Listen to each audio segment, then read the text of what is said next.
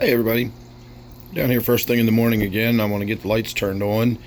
The tank I want to look at this morning is my native tank down there. What we're looking for is going to be crayfish up on the woodwork and the plumbing and everything else. I've come in here in the morning a few times now that I've got a bunch of new crayfish in the tank, and I normally have been finding out a lot of them out and about and up on the woodworks first thing in the morning like this, and today I don't really see many. We've got this one here. Oh, look at this. We do have something interesting to look at. You can see that sunfish in the back. Can you see the fin of the fish sticking out of its mouth? I know that's kind of grainy, zoomed in the dark like that. But that sunfish has the fin of another fish sticking out of its mouth, so it's definitely getting big enough that it's beginning to pick off and eat the little minnows that are in here. So I guess it's time to do something about the sunfish. And for those of you that remember, I spoke about this fish, which I now believe is the white suckerfish. It still looks kind of rough, but it doesn't look as bad as it did.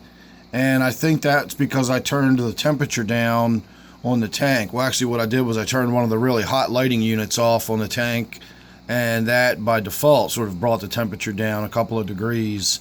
So I think that's probably the issue with this tank, is it's too warm for this fish. It still doesn't look great, but it does look better, so I believe it's improving. So maybe it'll adapt, maybe it'll get used to the water being a little warmer than it's used to in its native habitat. But that's about it. I don't really see a whole lot of action going on this morning or anything really particularly interesting. It was neat to see that sunfish with a fresh kill in its mouth. And then all the minnows are just down here laying low. So I guess it's about time to start thinking about getting that getting that sunfish out of the tank before it becomes my problem fish. And I suppose this one little crayfish hanging out up here on top of the wood is the only one we're going to get to see up on higher ground this morning. Alright, I'm going to wrap that up. I just wanted to do a quick little morning update. Again, I was really hoping to see some crayfish up on higher ground.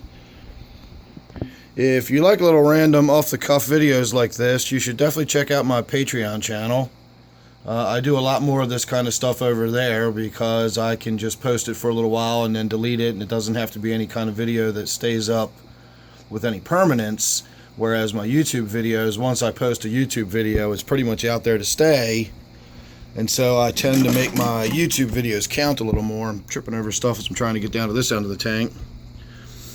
So that's a pretty good looking crayfish there. I like the colors on it. It's actually fairly large compared to the other ones that are in this tank. Remember, that minnow trap I use to catch these is just that. It's a minnow trap. It has a small opening to allow minnows in, but it also limits the size of these crayfish. So while that may look kind of big for what you're used to seeing in my tank, this species of crayfish actually get up to 7 inches long. So they can get pretty big eventually. So we'll have to wait and see how they do in this tank. What really happens is they slough and they become a soft shell, and no matter how much they hide, their fellow crayfish hunt them down and find them. And when they're a soft shell like that, they're absolutely defensive. They're literally just nothing but soft meat. And the other crayfish just tear them apart. Even the fish and the minnows will tear them apart when they're a soft shell. So that's usually when I lose them, now that I don't have that big predatory fish in the tank. So anyway, like I said, there's your little morning update. If you do like this kind of video, don't forget to check out my Patreon channel.